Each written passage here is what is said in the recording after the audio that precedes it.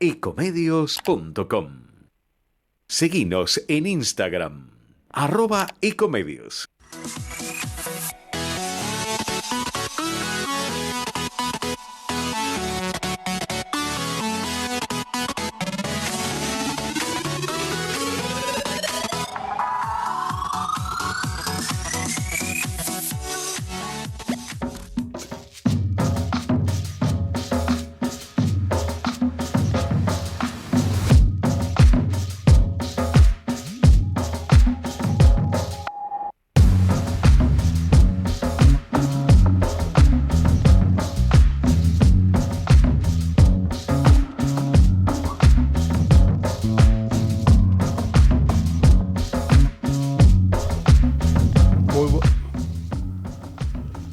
Muy buenas tardes a toda la audiencia de Entre Ustedes y Nosotros. Una nueva temporada.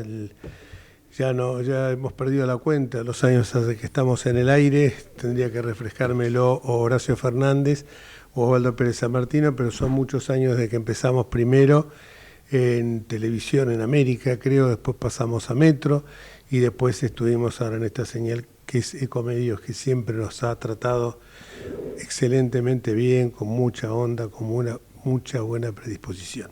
En un mes pasan en Argentina cosas que en otras partes del mundo tardarían décadas o quizás centurias. Pero bueno, muchos temas se suscitaron y creo que de todos habría que hablar, aunque sea unos breves minutos. No sé si ya está al aire Pablo Torello, a mi derecha, a mi izquierda lo tengo al doctor Ricardo Bullerí, un gran abogado y alguien que se incorporó hace algún tiempo con nosotros y que tiene asistencia perfecta, igual que desde el éter la tiene mi querido amigo Pablo Torello. Dos grandes amigos, no sé si está conectado Pérez San Martino, después va Pérez San Martino, bueno, siempre con un poco de delay este muchacho.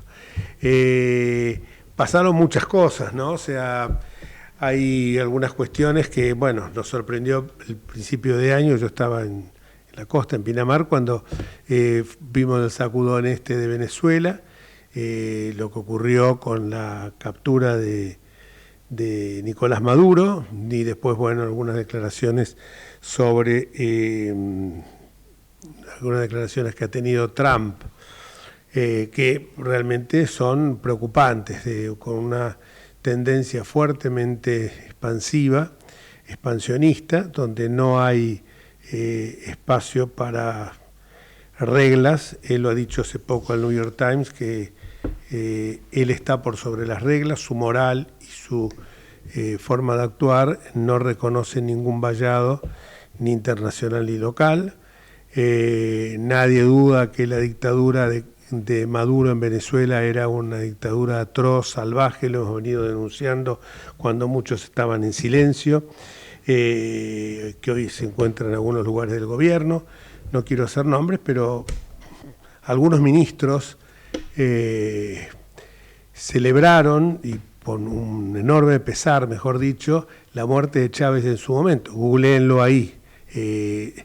Yo estoy seguro que no lo hice, y Torello creo que tampoco, estoy absolutamente convencido que no lo hizo, pero muchos que hoy ocupan cargos en el gobierno en aquel momento lo celebraron con dolor, porque era un líder latinoamericano, algo parecido a lo que pasó en los primeros tiempos con Fidel Castro, hasta que se dan cuenta cuál es el verdadero rostro. El hombre estaba evidentemente con una situación, aparte de todo del salvajismo que evidenció, con el famoso helicoide, con la SEBIN, con esos aparatos de tortura y que se desarrollaron en Venezuela durante todo este tiempo. El hombre evidentemente aparte tenía cuentas pendientes con la justicia norteamericana, la justicia americana amparada en una doctrina que permite, cuando hay gente denunciada que son connacionales de otros países, que son nacionales, mejor dicho, de otros países, los faculta a llevarlos por la fuerza pública ante los tribunales de Nueva York. Es una doctrina local, es una doctrina que solamente impera para los Estados Unidos.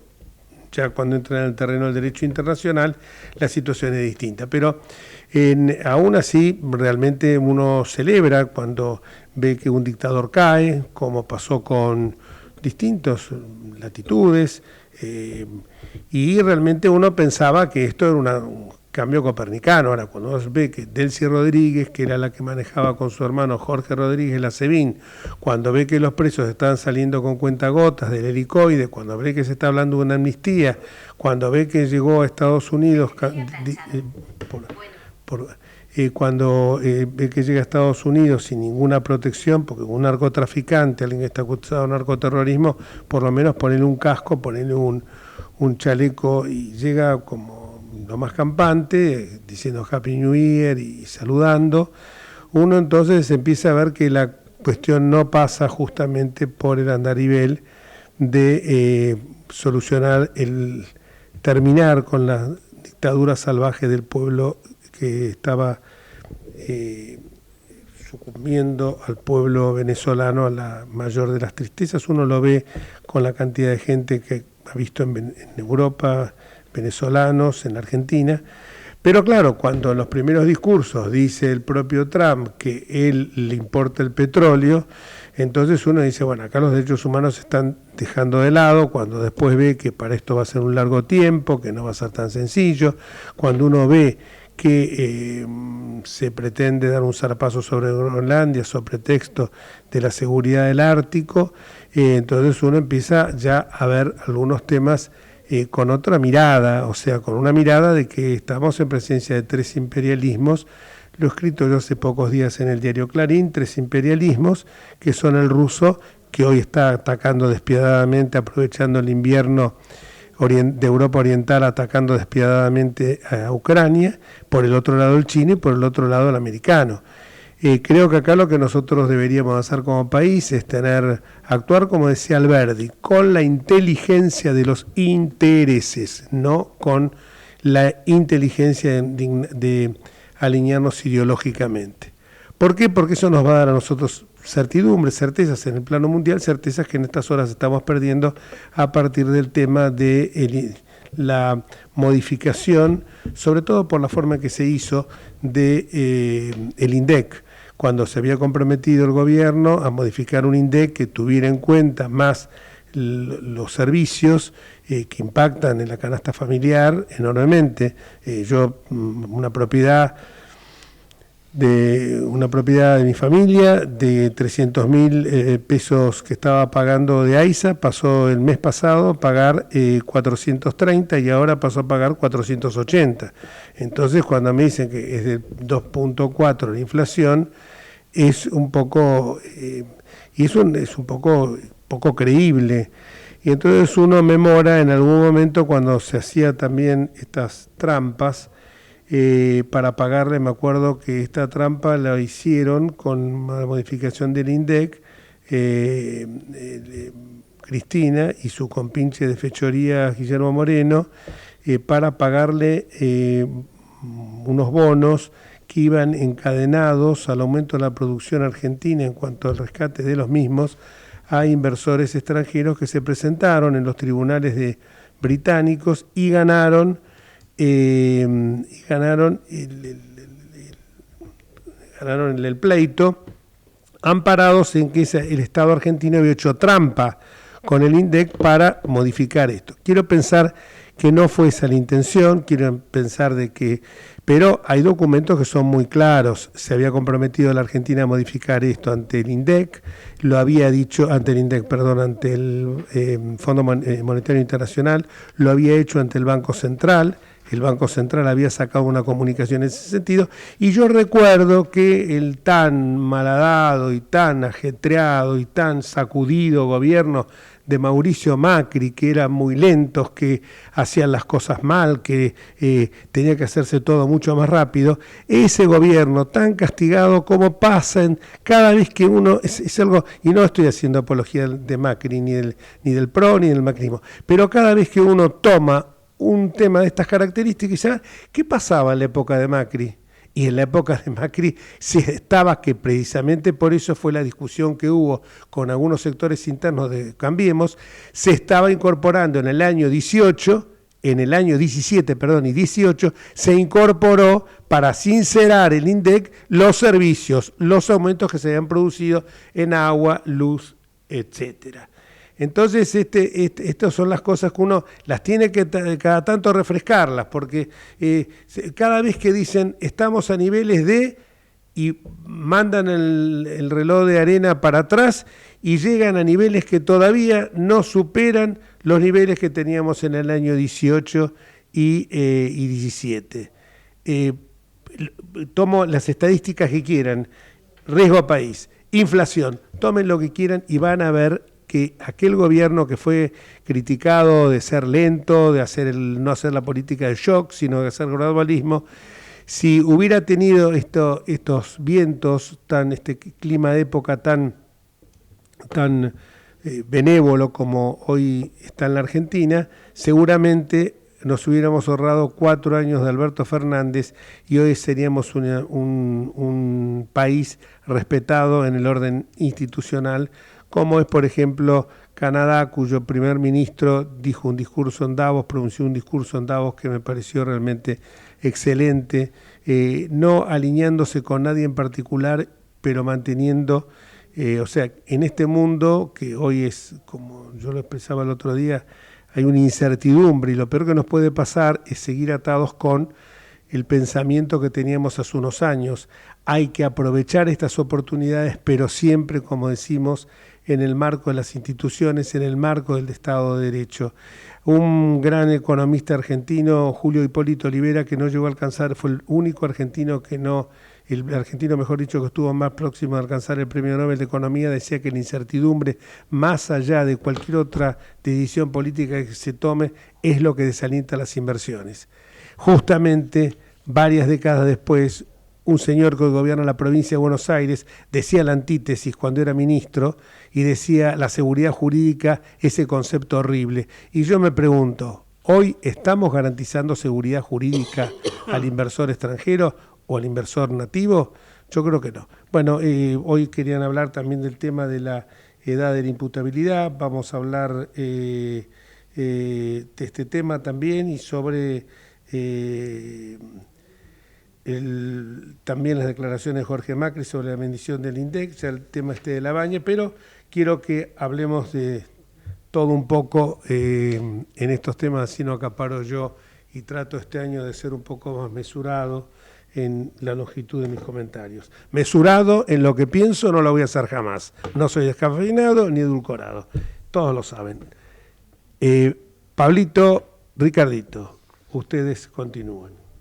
Bien. Muy buenas tardes a todos. Hola Jorge, hola Ricardo, hola Horacio. Hola absolutamente a todos. ¿Cómo les va? ¿Cómo han estado? Muy bien. He tenido algunos días de vacaciones. Yo digo siempre, no digo como los que dicen, estuve en la costa, para no decir qué lugar de la costa estuvieron. Y como si vos te fuiste a la costa con plata bien habida, podés decir que estuviste en Pinamar o en Cariló. Yo estuve en Pinamar y después estuve en el Uruguay. Cuando dicen me fui al Uruguay, todo el mundo dice, bueno, habrá estado en Montevideo. No, el que se fue a Uruguay, argentino, se fue a Punta del Este. Yo estuve una semana en Punta del Este y una semana en Pinamar. Y lo digo porque puedo mostrar cómo me voy, sin plata negra ni plata mala vida. Muy bien, doctor Jorge Enríquez. Buenas tardes, si me deja hablar 2 minutos y si Pablo Torello me permite, porque me primerió, lo cual casi me sorprende. Yo también... Me para saludar, don Ricardo. No, sí, querido, pero sin duda. Además, usted es el dueño de la provincia. También, es cierto. Ojalá fuera el dueño de la provincia, fuera el gobernador. Bueno, yo también estuve unos días en la costa, como dice mi amigo Jorge Pero Enrique. Diga Mar del Plata, no diga la costa. Mar del Plata, porque la costa puede ser Punta Lara también. Es cierto. Dígalo, le dice, me fui a la costa. Y para no decir que estuve en Pinamar, porque parece que da estatus. Yo estuve, déjeme, doctor, yo estuve en Mar del Plata, una zona un poquito más más modesta, ¿vio? Porque uno es No, el modesto. departamento que tiene usted no es modesto. Bueno, pero yo soy modesto y pobre, como si un amigo mío. Bien, quiero saludar a nuestros oyentes, decirle buenos días en esta primera, buenas tardes, perdón, en esta primera presentación del año, que ha sido abierta como corresponde por el doctor Enríquez. Y acá el amigo Enríquez habló de varios temas, todos ellos muy sensibles. Y habló de un tema que de alguna forma me toca porque yo he luchado mucho en la época en que estuve de asesor en la Cámara de Diputados, en la Comisión de Derecho Penal, para que se trate de alguna vez por lo menos, el tema de la baja de imputabilidad. He escuchado los que pude, no creo que estoy exagerando, los comentarios que hubieron. Por supuesto, los comentarios que vienen del grupo Cuca son todos iguales, ¿no? Es decir, no sirve para nada bajar la edad de imputabilidad, no sirve para nada, no va a generar seguridad. A ver, señores, el tema de la minoridad es un tema muy complejo, es un tema que no se va a arreglar de un día para el otro. En la baja de la edad y la imputabilidad, que creo que se está hablando de 14 años, yo creo que podía haberse bajado a los 13 perfectamente. Dicho de otra forma, un chico de 13 años que fuma, sale a la calle, roba, mata y viola, sabe perfectamente qué es lo que hace. Y nuestra ley penal dice que uno va a ser responsable cuando pueda comprender la criminalidad de los hechos y dirigir sus acciones. Creo que la baja de imputabilidad no es el único, o sea, no es la panacea universal, no es el remedio definitivo. A esto vamos a tener que sumarle varias cosas. Una cosa que dijo el actual ministro de Seguridad, la doctora Bullrich, señalando que hay que construir cárceles, y chocolate por las noticias. O sea, lo que hay que hacer es para que esta modificación, si es que se termina firmando, de la baja imputabilidad, hay que acompañarla con una modificación importante al Código Procesal, una modificación más importante todavía al Código Penal. Hace muchos años, charlando con un maestro que ha muerto, que fue el alma del Código Penal, que por lo menos en el que he tratado de intervenir, había dicho algo muy claro, ¿no? Es decir, o habíamos dicho algo muy claro, esto necesita un Código Penal mínimo, que es el Código Penal de los menores. Es decir, porque vamos a tener, si no, una serie de problemas de tener que hacer lo que en el derecho penal no se puede hacer porque está prohibido, que es utilizar la analogía. Entonces lo que vamos a tener que hacer es esperar de alguna forma que se haga esta modificación y por supuesto que se creen lugares de detención. Los menores claramente no pueden ir detenidos a lugares de los mayores. Doctor, ¿dónde está? Acá está. Pablito Torello, te escuchamos, no sé si tenés algo que opinar al respecto. No, simplemente saludar a los oyentes también, lo hice así genéricamente hoy temprano, y bueno, el tema que a mí me ocupaba, no es tanto los temas judiciales o de este tipo de temas que acabas de nombrar, Ricardo, sino lo que comentó, que es política internacional, que es lo de Trump, que siempre me quedé medio... Cuando acá vino Lilian Tintori, siempre la estuvimos acompañando a la embajadora, también Elisa Trota, estamos con ella siempre, y la verdad que estamos con esa causa. Y obviamente Trump, lo que hizo con la extracción de Maduro, uno nunca va a llegar a saber bien qué es lo que está cocinándose ahí adentro, pero la realidad que uno no puede estar de acuerdo con el accionar de Trump, pero tampoco puede estar de acuerdo en que la situación ya era una situación terminal, había que hacer algo para que se mueva, porque yo no estoy de acuerdo con lo que hizo Trump, pero la verdad que yo no quiero ser hipócrita. ¿Qué alternativa quedaba? ¿Qué alternativa quedaba? Que sigan matando gente, que sigan siendo un país entero, 19 millones de venezolanos, más la cantidad que hay afuera, que sigan sin tener ningún tipo de nada. Ya se habían agotado absolutamente todo, inclusive las organizaciones internacionales no tenían respuesta ante eso. Y la verdad que es una situación muy difícil, complicada, pero la verdad que me parece que había que hacer alguna jugada. Yo no lo sé, no tengo capacidad de, de opinar sobre eso, pero sí creo, voy a decir lo que pienso, eh, no con esto quiere decir que tenga razón ni esté cerca y por ahí digo una barbaridad, pero me parece que no había otra alternativa. No había otra posibilidad de mover el tablero, patear algo para que se mueva algo de toda esta situación que está aconteciendo en Venezuela. Muy, muy, muy claro. Yo lo comparto.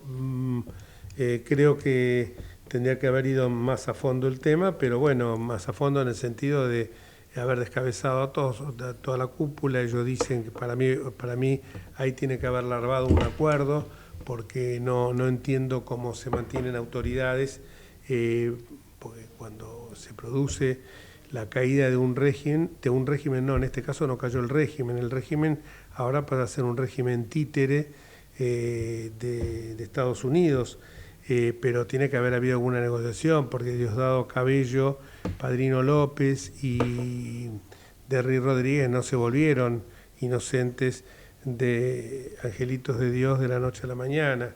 Acá para mí hay un trasfondo que incluso lo abarca el propio Maduro. La prueba está que muchas de las personas que hoy están en el exterior, muchos que viven acá, y me dicen, a nosotros no nos cayó muy bien esto de que, habiendo ganado las elecciones Corina Machado, dijera al presidente que no estaba en condiciones, el presidente Trump, de gobernar, y se habló de Irak, lo que pasó con Irak, que cuando se fueron los yanquis fue una anarquía, pero bueno, el tema siempre para mí es geopolítica y petróleo, energía o tierras raras, como se dice ahora. Pero yo creo que por eso vos lo que decís es cierto, que no se va a saber nunca realmente la verdad, pero hablé con algunos amigos que por ahí, amigos tuyos y míos, incluso un tocayo de nombre propio, y que estaba realmente, no lo justificaba, pese a que, como decís vos y como digo yo, el régimen no daba para más.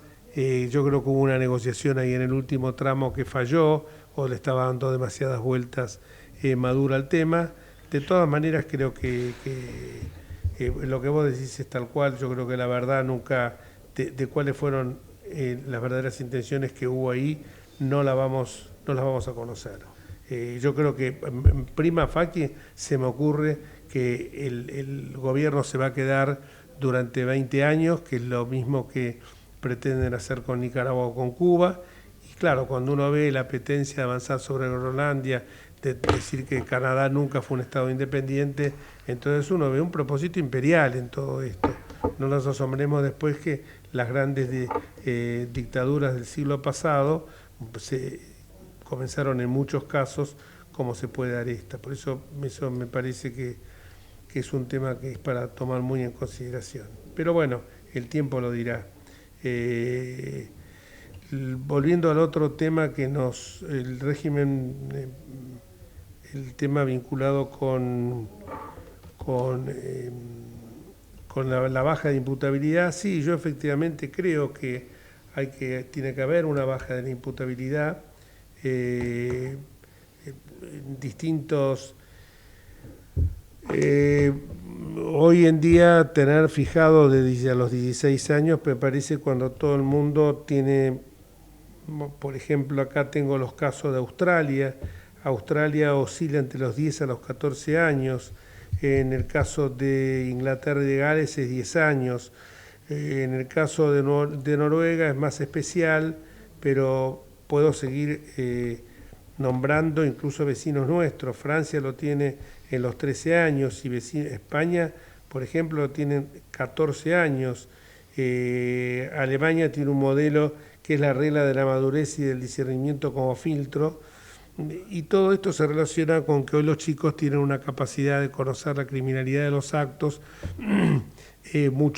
con mucha más antelación a lo que hacían antes. O sea, la madurez parecería que se alcanza a una edad mucho más temprana, sobre todo por el tema de las redes sociales, sobre todo por el tema del acceso a los medios de comunicación masivos, tienen al alcance de su mano el conocimiento de todo lo que pasa en distintas latitudes del mundo. Eso va a merecer obviamente una regulación con la cual yo estoy totalmente de acuerdo y no entiendo cómo todavía hay algunos imbéciles por ahí. Vi un diputado que decía que no lo puede modificar, un diputado que no era de la izquierda ni era del peronismo, y dice no, tienen que tener esas herramientas, tienen que tener esas herramientas y tienen acceso a redes sociales donde hay pornografía infantil, venta de estupefacientes, enseñan cómo matar, enseñan juegos perversos que terminan con el ahorcamiento por asfixia de los chicos. Entonces que no me joroben con ese tema, porque creo que países muy serios como Australia y el mismo España, más allá que tenga un presidente poco digno, pero están en esa posición. O sea que yo entiendo que hay que bajarlo, pero también entiendo que no es la cuestión, porque nosotros siempre tenemos estos golpes espasmódicos, bajémoslo los 12, 13, 14, pero después ¿qué hacemos? ¿Tenemos establecimientos de carcelarios suficientes que no sean escuelas de delito? Eso es un debate que hay que darse también. Porque si nosotros los vamos a mandar a lugares donde no se les va a enseñar un oficio. Mire, yo era chico y ustedes también lo habrán escuchado, los reformatorios. En los reformatorios los chicos tenían una disciplina cuasi militar. Muchos chicos que entraron a reformatorios salieron de ahí con una profesión, con un estudio, con un trabajo, y no volvieron a delinquir.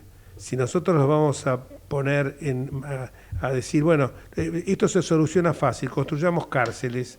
No ese es el tema, porque entonces caemos en lo mismo que caía Zaffaroni, desde el otro punto de vista. La culpa la tiene la sociedad que le permitió que el chico sea un excluido social. No, porque si lo vamos a meter en un establecimiento carcelario, le vamos a estar dando la razón a Zaffaroni, porque la culpa la va a tener de vuelta a la sociedad. ¿Por qué? Porque la sociedad no se encargó de rehabilitarlo. El precepto constitucional lo dice claro, las cárceles deben ser sanas y limpias, no para castigo, sino para rehabilitación de los reclusos. Entonces bajemos esto de bajar la imputabilidad. Miren, la verdad que yo no quiero ser autorreferencial, pero yo venía jorobando con esto desde el año 96, cuando empezó el Código Contravencional en la Ciudad de Buenos Aires, que decía un chico de 12 años que comete una contravención ya lo suficientemente listo y astuto. Yo empecé a fumar a los 11 años, hace 70 y pico de años. Después dejé de fumar, pero es otra historia. A los 11 años, que a los 11 años yo prendí un cigarrillo. Entonces, ya esto, que no me vengan con que no sé si será 13, 14 o 12, pero hay que bajarla. Ahora, venir con los clichés de delito de mayor, pena de mayor, que lo vengo escuchando desde hace años. No es la solución. No le puedes dar a un chico un delito de mayor, una pena de mayor, cuando hay otros elementos, cuando no llegan a ser obviamente delitos de sangre, ni delitos contra el interés sexual, ni delitos contra la libertad. Cuando estamos hablando de un hurto, hay mecanismos de justicia retributiva como pasa en todas partes del mundo. Pero no digamos, vamos a construir cárceles. La cárcel es que para tener como depósito de chicos ahí, y entonces directamente cuando a mí me dicen eso, impongamos la pena de muerte, porque si lo vamos a tener durante 20, 30, 40 años ahí guardado, impongamos la pena de muerte, que es mucho más saludable hasta para la sociedad, y es mucho más saludable, pues si vamos a no pensar en la rehabilitación, sino en el depósito de presos, bueno, mantengámoslos ahí listo, pero busquemos esos reformatorios que fueron tan denostados. Estaban los chicos, yo los he llegado a conocer, no por haber pertenecido a ellos, pero los he llegado a conocer con guardapolvo gris, y que los chicos aprendían un oficio y salían de ahí hechos. Ahora, yo a lo largo de mi experiencia he ido a los institutos de menores, y uno cuando hay institutos de menores que los chicos lo eligen porque saben que se pueden escapar fácilmente de ahí. Hay institutos de menores donde están todo el día tirado en la cama fumando y jugando a la baraja, a las cartas. Entonces a mí que no me diga, para tenerlos igualados, para sacarlos de la sociedad, perfecto. Para que paguen lo que cometieron, perfecto. Pero darles la posibilidad de la rehabilitación. Pues si los vas a tener ahí para que sean después, van a ser soldaditos de la droga, de nada sirve que bajemos la imputabilidad. Porque la reacción espasmódica. Hay que seguir construyendo cárceles. Pero perdón, ¿dónde las vas a construir las cárceles? Si nosotros teníamos 2 cárceles en la ciudad de Buenos Aires, 2 cárceles, digo bien, Devoto y Caseros, y las tuvimos que sacar porque la gente no lo quería. Si van a construir cárceles, construyan en el medio de la Patagonia, pero no lo hagan ni siquiera en Marcos Paz, háganla en el medio de la Patagonia, que es lo que hacen los americanos, tanto que los admiramos. Bueno. Perdón, Jorge, ¿puedo disentir con vos? Todo lo que quieras. Y te explico por qué. Porque estoy de acuerdo con que tomar a los menores para tirarlos a una celda no es el proyecto, porque los menores, al igual que los mayores con la 24.340, crees, o 440, que es la ley de ejecución penal, necesitan un lugar específico para la rehabilitación. No se lo puede tomar. ¿Y dónde lo ponemos a los menores? A los menores, en general, los que tienen que estar separados momentáneamente de la sociedad por su peligrosidad para sí o para terceros, tienen que ir a lugares específicos que no pueden ser cárceles de mayores. Esto es muy claro. Entonces, habrá que construir cárceles, habrá que ver cómo se hacen, habrá que ver si se utilizan cuarteles, ¿no es cierto?, donde había muchas camas en su momento, qué sé yo, con toda la seguridad y todo lo que corresponda, pero los niños hay que someterlos a un tratamiento. ¿Y qué dice lo contrario? Está bien, pero para eso tengo que crear lugares de detención. Pero ¿dónde lo ponemos? Pero acá parecería que uno dice, lo escucha la ministra de Seguridad Monteoliva, dice, hay que bajar la edad de punitividad y construir cárceles. Ahora, el régimen penal juvenil, nada, cero, huevo, nada. Mirá, no dice nada, no dice una sola palabra. Bueno, creo que no lo dijo, ahí estoy de acuerdo contigo. Pero no lo dice. Pero además, creo que es fundamental construir cárceles para que los niños, estos niños no tan niños, sean sometidos a un tratamiento de rehabilitación. Es lógico, me parece que por ahí se quedó corta con la explicación. Estamos de acuerdo. Y decir, para después reinsertarlos en una sociedad. Claro. Porque si no, te vuelvo a decir, aunque sea brutal lo que estoy diciendo, tenerlo Robledo Puch durante la cantidad de años que lo han tenido, hubiera sido mejor aplicarle la pena de muerte. Lo digo honestamente. No, yo cristianamente no estoy de acuerdo, pero la tortura es mucho peor y el gasto para el Estado. Ahora, también sabemos que cuando decimos de construir más cárceles, hablemos con sinceridad alguna vez en la vida. Yo soy grande ya para estar diciendo, cuando hablemos de construir más cárceles, sabemos que en la cárcel todo se compra. Desde tener el mejor hasta la protección de que no te viole nadie. Hablemos claramente. Se compra hasta ser el capanga del piso. Se compra hasta tener ciertos privilegios que otros no tienen. Entonces, ¿qué educación le vamos a dar a un chico si no esto va acompañado con una reforma integral de quiénes son los que lo tienen que rehabilitar y quiénes son los que lo tienen que cuidar? Absolutamente de acuerdo. Bueno, pues yo me acuerdo que en un momento determinado el negocio que era fascinante para mucha gente era tener el supermercado en las cárceles. Se peleaba la gente para tener eso. Entonces hablemos porque esto me hace acordar cuando empezó con el tema de Bloomberg, subamos las penas, cuanto más penas, y resulta que si vos subís las penas pero después los jueces no los condenan, o tenés un juez como este delincuente de eventos, ¿de qué te sirve subir las penas? No, Sí, no sirve para nada. no La sirve infracción para nada. penal nunca ha servido. Y bueno, entonces busquemos las cosas, hacerlas racionalmente, procurando una reinserción social, si lo puede. Ahora, si es un chico que realmente tiene ya un problema psíquico fuerte, mandar un restablecimiento, tener en un establecimiento psiquiátrico. Porque un chico, hoy la psicología ha avanzado muchísimo para saber quién se ha rehabilitado plenamente y quién está simulando una rehabilitación. Pero si después nos enteramos que desde las cárceles los capangas con el celular compraban y vendían droga, y desde el año 96 está esa ley que prohíbe tener celulares en las cárceles. Sin embargo, todos sabemos que los tenían, y a viva luz. Perdón que me he extendido un poco, pero... No importa, nosotros te perdonamos. No, bueno, sigamos con la pausa, ¿no? Se fue Toreros. Sí. Se fue. Vamos la radio, somos tu voz. Vamos con Eco, siempre la verdad y la mejor información. Ahora, visitar Catamarca es más fácil que nunca. Te presentamos Visit Catamarca, la nueva plataforma donde podés planificar tu viaje y comprar paquetes y experiencias directamente de agencias y prestadores. Entrá a Visit Catamarca y empezá tu próxima aventura. Catamarca, más que un paisaje, todos. Catamarca, hermosa por naturaleza. Ministerio de Cultura, Turismo y Deporte. El mejor gimnasio te espera. Elegí las clases que quieras. En Unfit vamos a cuidarte. En Unfit venimos a encontrarte. Informate en ecomedios.com. Seguinos en Facebook, Ecomedios Live.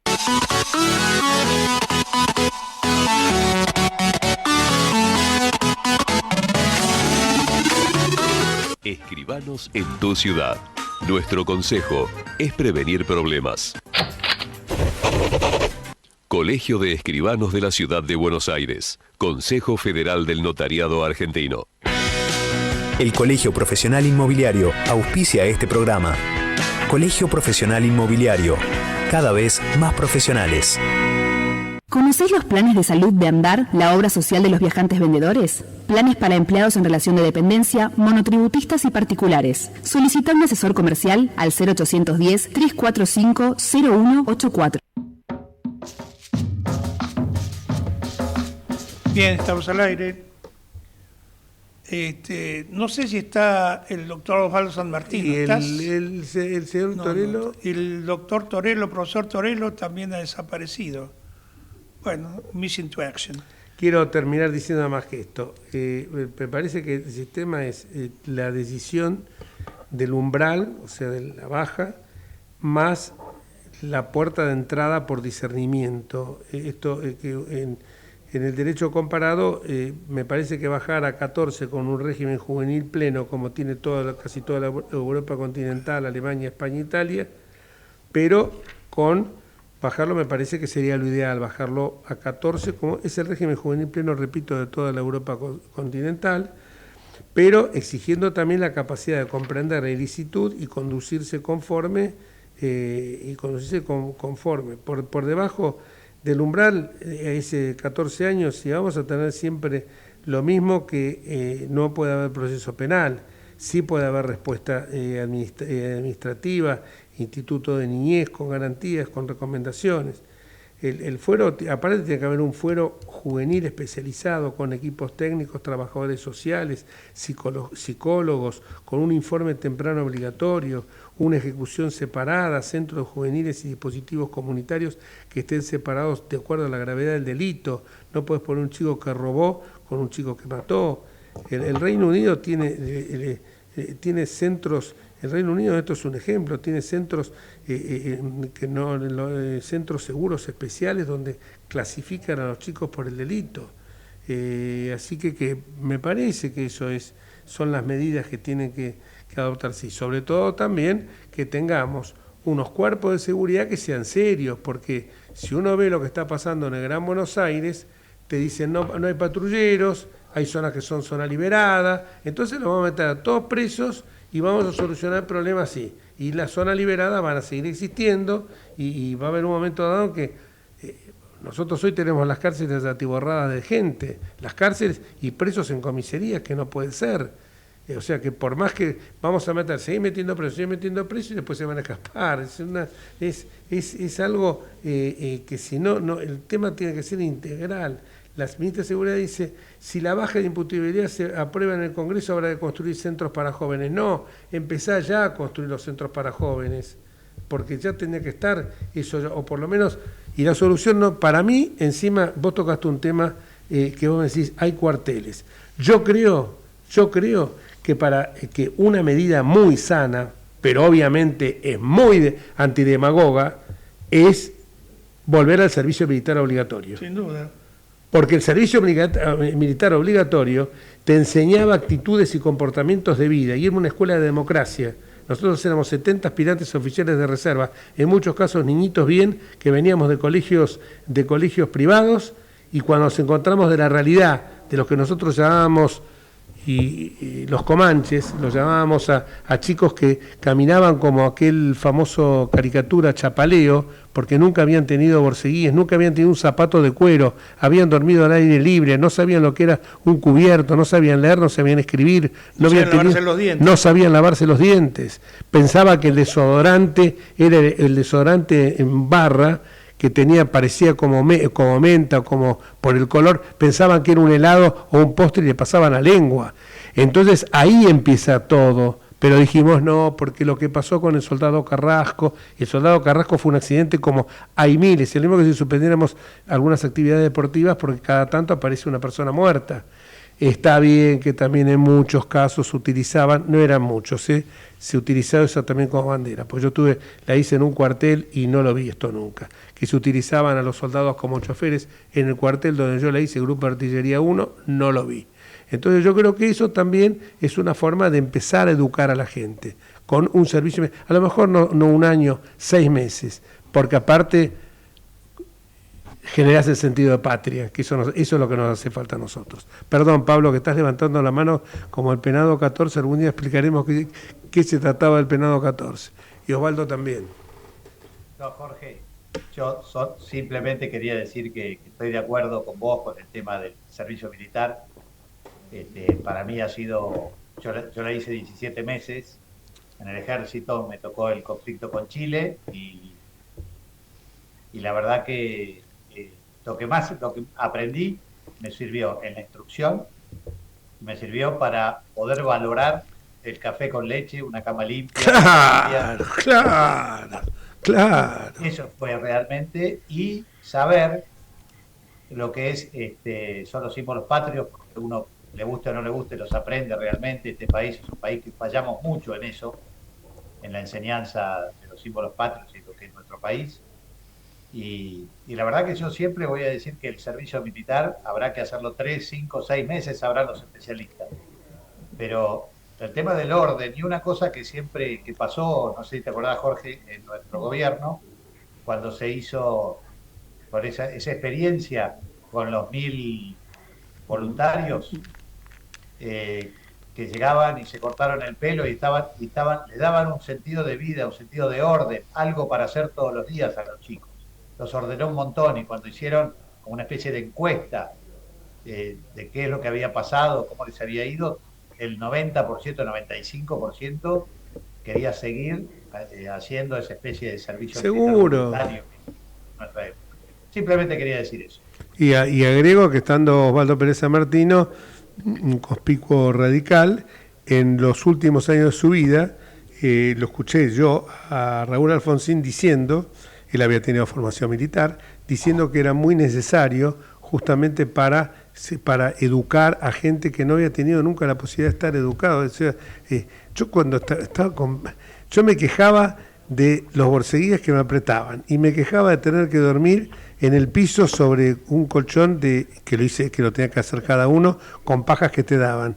Los tipos estos que nosotros llamábamos cariñosamente los comanches, que eran de Córdoba, estaba fascinado. Me dice, ¿sabés lo que es no dormir sobre algo que esté ligeramente mullido? No tenés idea. Y lo que vos decís, aprendés a café con leche. Bueno, a apreciar lo que es tener un café con leche. El primer día que me iban a visitar mi vieja tenía un matambre arrollado, se fue al piso. Yo lo levanté del piso lleno de tierra, lo pasé por la bombacha de combate, como si fuera de un lado y del otro, ni lo soplé ni nada y me lo morfé así. Y bueno, te acostumbraste. Claro. Bueno, Osvaldo, te damos la bienvenida. ¿Vos hiciste la colimba? No, yo saqué número bajo. Bueno. Eso es lo que dice Osvaldo. No tengo sentido de patria, ni respeto a los símbolos patrios, no democrática, ni tengo valores. Testigo de Jehová. Ni sé convivir, ni sé apreciar un café con leche. Bueno, me parece que hoy no es el día de Osvaldo Pérez Martino. No, porque según ustedes veo, esas cosas se aprenden los enseñan los militares. No, entendé que no es que lo enseñan los militares. Está un poquito de punta el amigo Osvaldo. No, pero no es que lo enseñen. Yo no hablo más, por si acaso. He escuchado estos últimos 5 minutos una serie de lugares comunes que pueden ser ciertos, yo no lo sé, pero yo les diría lo siguiente, ni Porque vale no la hizo la pena, colimba, señor, quizás sea no son cierto, lugares pero comunes. ni vale la pena plantearlo porque la enorme mayoría de la gente lo sacaría corriendo. La sociedad argentina no quiere volver a eso, así que creo que debe haber otras formas para educar a la gente, para que educarlo en los hábitos ciudadanos, que tiene que ver con lo escolar, con lo sanitario, etcétera, sin necesidad de que vayan a que un sargento les grite.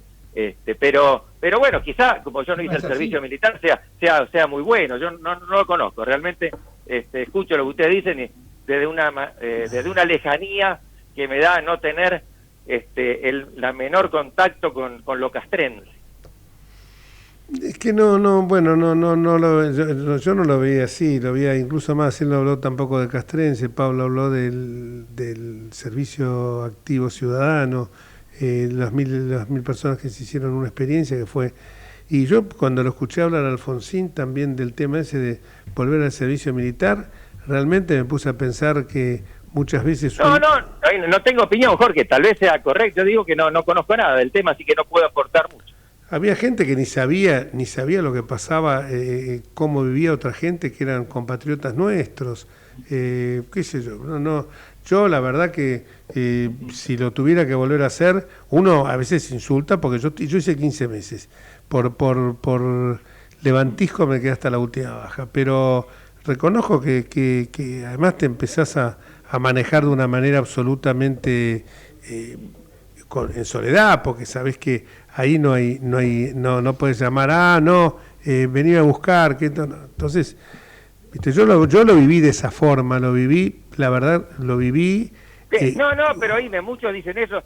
Lo que digo que me parece que es de esas cosas que no creo que vuelvan. Me parece que no creo que la mayoría de la gente quiera eso, más allá, aunque estuviera bien, que yo no lo sé si está bien, pero no. Y la mayoría de la gente... No sé si vale la pena ni siquiera plantearlo. Lo estamos planteando a partir de que hoy parece que de la baja de la imputabilidad, hoy parece que todo se resuelve con bajar la imputabilidad y ahí construir nuevas cárceles. Y yo digo, si eso no va acompañado de políticas educativas, de políticas que no solamente son las políticas educativas de la escuela, sino que son formativas en institutos, en establecimientos culturales, en establecimientos deportivos, los famosos clubes de barrio, lugares que daban contención social a la gente. De nada vale que bajemos imputabilidad y construyamos más cárceles, porque vamos a seguir construyendo depósitos. Yo creo en eso. Mirá, no soy penalista, pero mi idea es que si se baja la edad, y que tal vez haya que bajar mínimamente, yo no lo bajaría demasiado, tiene que ser dentro de un régimen penal juvenil. Es decir, que no se trate a un chico de la misma forma que a un adulto, y por lo mismo que decías vos hace un rato. Eso sí, de la otra forma no, porque hay frases bastante desdichadas que están diciendo ahora, lo hacía el ministro de Justicia el otro día. Delito de adulto, pena de adulto. ¿Qué quiere decir eso? ¿Qué es un delito de adulto? Los delitos no son de adulto o de chicos. Un chico de 6 años comete un homicidio que es un delito de adulto, entonces va a la cárcel como un adulto cualquiera. No sé, son frases de impacto, pero que carecen de cualquier racionalidad. Son clases para la tribuna, querido amigo.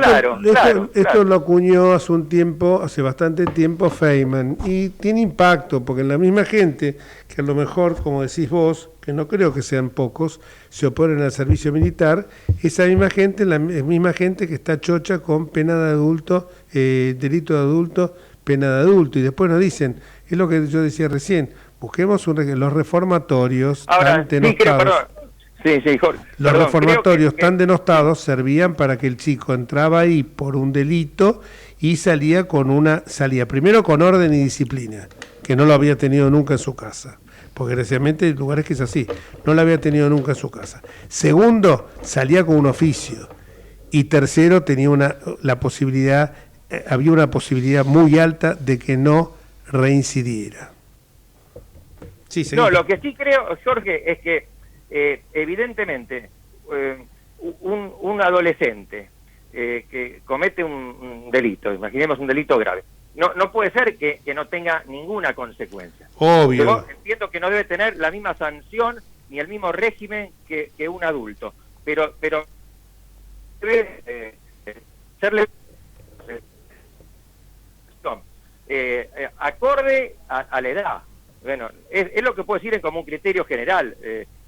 Hay gente que ha estudiado el tema y yo no, así que no puedo decir más que eso, pero me parece que ahí está la cosa, tratar dentro de un régimen penal juvenil. Igual yo les quiero decir una cosa, tengo una estadística acá que me parece que hay veces que nosotros estamos haciendo, yo por eso recurro siempre a los datos, ¿no? La tasa de encierro nacional, y esto les aclaro que lo escuché decir, lo saqué de un programa de La Nación Más. Tasa de encierro nacional, ¿saben cuántos menores de edad están en conflicto con la ley penal? 4.119. ¿Saben cuántos están en lugar de encierro? Todo el país les estoy diciendo, 865. ¿Saben cuántos están con medidas penales en el territorio? Medidas penales en el territorio. Hola. Bueno. Se cortó. Medidas penales en el territorio, supongo que deben ser las medidas en territorio que estarán a cuidado de los padres o alguna cuestión así. Sí, o tal vez con algún sistema electrónico. Con algún sistema electrónico. Con prisión domiciliaria 4. O sea que estamos hablando de 4.119 menores en conflicto con la ley penal. Buenos Aires y Córdoba son las que concentran el 75% de los menores. La Ciudad Autónoma el 10%, Santa Fe 5.4%, Mendoza 4.4%. Tipo de delitos imputados, 57% contra la propiedad, 13% contra 14% mejor dicho, contra las personas y 7,5% contra la integridad sexual. Esto está hablando de que no hay una cantidad tan grande de menores de edad que delinquen. Yo creo que, y vuelvo a caer en lo mismo, cuando nosotros vemos la cantidad de delitos que se cometen y en algunos casos la aberración de ellos, cuando vemos, como el otro día vi que golpearon salvajemente una pareja de jubilados, o cuando se llevan un chico y después lo tiran con riesgo para la vida, se llevaron un bebé y lo tiraron cuando se dieron cuenta que en la parte de detrás del auto había un bebé. Entonces yo cuando veo eso digo, ataquemos esto realmente, porque también en muchos casos los mayores, es cierto, utilizan a los menores para cometer delitos, pues saben que la sanción va a ser mucho más leve, pero busquemos todo en su conjunto. Esto como cuando vos decías bien, vamos a generar el femicidio, porque agravar el femicidio, agravar la muerte por razones de violencia, ¿cómo se decía? Por razones de celos. Violencia de género. Violencia, no, pero antes se decía de emoción violenta. Ajá. Se decía antes de la violencia de género. Artículo entonces 81 del Código Penal. Bueno, entonces se iba generando, entonces empezamos a hacer, dentro de poco va a haber el delito de homicidio, va a ser también el que matar un perro, porque hoy con las cosas que estamos viendo, yo la verdad que estoy asombrado con esto de que los perros tienen un trato, un cuidado casi como un niño, en una sociedad que tiene un 1.1 de crecimiento vegetativo por cada matrimonio, por cada pareja, hay un solo chico, cuando en la generación nuestra había como mínimo 2, nosotros, yo tuve 3. Entonces yo digo, me parece que también estas cosas hay que puntualizarlas. ¿Osvaldo volvió? No volvió Osvaldo, se enojó. Está enojado. Se enojó, se fue a meterse en la colimba. Sí. Fue a llenar el formulario. Se enojó porque la verdad que uno no entiende. Claro, si a la gente uno no le explica para qué va a ser la colimba, pero si uno les explica que tiene que ser una cosa obligatoria, acá ninguno se murió por haber hecho la colimba, y si hubo alguna vez que alguno que murió, bueno, pero además los soldados creo que iban con una mejor preparación a la guerra cuando fue la guerra de Malvinas que en otro momento, y vuelvo a insistir, lo que vos decís de valorar el café con leche, yo también lo vi en carne propia, y vos y yo no éramos nene fifí que jugábamos a las bolitas en el departamento, jugábamos a la pelota en la calle, Pablo, o en el campo, donde fuera, andábamos a caballo, y si no andábamos a caballo, o sea, no éramos nenes de mamá y papá, pero cuando vemos esa realidad, apreciamos esto que nos pareció una cosa muy común. Bueno, Osvaldo... Perdón, se me cortó y ahí... Pero te enojaste con el tema de la colimba. No, es un chiste, lo dije en forma enfática para poner un poco, si no es muy aburrido, si todos estamos todo el tiempo diciendo qué bueno lo que dijiste, qué interesante. El programa a veces tendría que ser 2 horas, porque te digo que hoy tenemos Venezuela, que lo hablábamos así un poco... Venezuela, Marco Labaña. Eso es lo interesante. Marco Labaña. Después que otra cosa más hubo, bueno, esto de la edad de la putabilidad, que lo tiró en realidad, no es que no fuera relevante, pero lo tiró el doctor Bulleri porque lo tenía invitado que no vino, al doctor. A un camarista. A un camarista de casación, sí. De casación federal. Uh-huh. ¿Cómo? Pero estamos en el fin del programa, ¿no? Sí. No. ¿Cómo no? Faltan 5 minutos, muchachos. Faltan 3 minutos. Faltan 3 minutos. 3 minutos. En 3 minutos calentamos el ambiente. Sí, sos viejo, ¿eh? Sí, bueno, te toca cerrar con los 3 minutos. El programa es tuyo. No te metas con la colimba de vuelta porque vamos a saltar Pablo y yo. No, pero yo, a ver, insisto, quizás yo no sé nada de eso, no la hice, no sé ni hacerme la cama, imagínate, así que lo hubiera aprendido ahí. O coser botones, dicen que enseñan esas cosas. No, lo que me parece relevante, y ya lo habrán tratado ustedes, es este tema del INDEC. Acá tenemos, si ustedes ven los programas de televisión, en la televisión, yo trato de evitarlos últimamente, porque ya no hay periodismo, hay militantes de un lado y del otro. De un lado tenemos los que entrevistan a Moreno, como si fuera una autoridad en la materia, es una cosa increíble. Y va y pontifica a Moreno.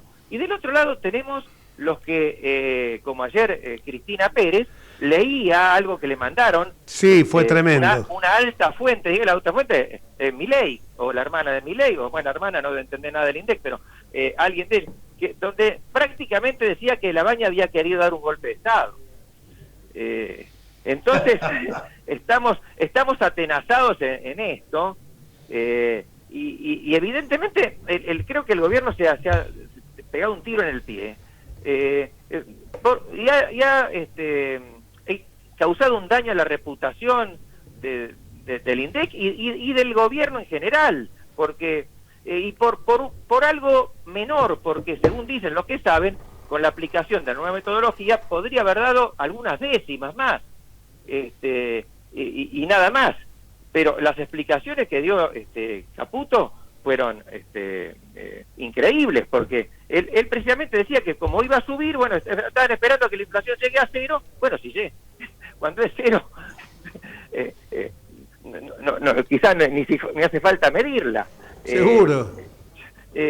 Realmente no sé cómo, y además cambian constantemente, porque empezaron diciendo algo, después pasaron a colocarlo a Labaña como un títere de masa que estaba tratando de voltear al gobierno, cuando yo no sé realmente de Labaña, no sé, pero por lo que he leído de gente que conoce, ha hecho una labor correcta. Te voy a decir una cosa correctísima, sí. Incluso cuando nosotros habíamos ido del gobierno, me lo crucé en un evento y me dijo, ¿me darías una mano porque quiero hacer una ley para que el INDEC sea un organismo absolutamente independiente de todo? Claro, o sea, claro. Es un chico que la verdad que no, pienso yo, Pablo, vos también lo trataste, me pareció un tipo correcto, ¿no? Sí, de hecho yo sigo estando en un chat con él y sigue siendo el mismo de siempre. Bien, nos estamos yendo. Con las manos en el fuego.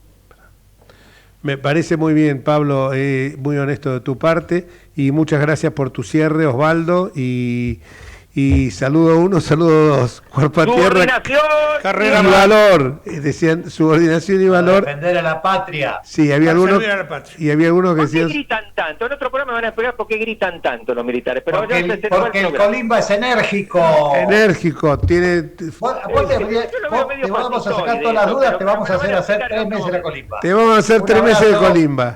Nos vamos hasta el próximo martes, si Dios quiere, con una sonrisa y un lindo programa. Miércoles, perdón. Estoy desfasado.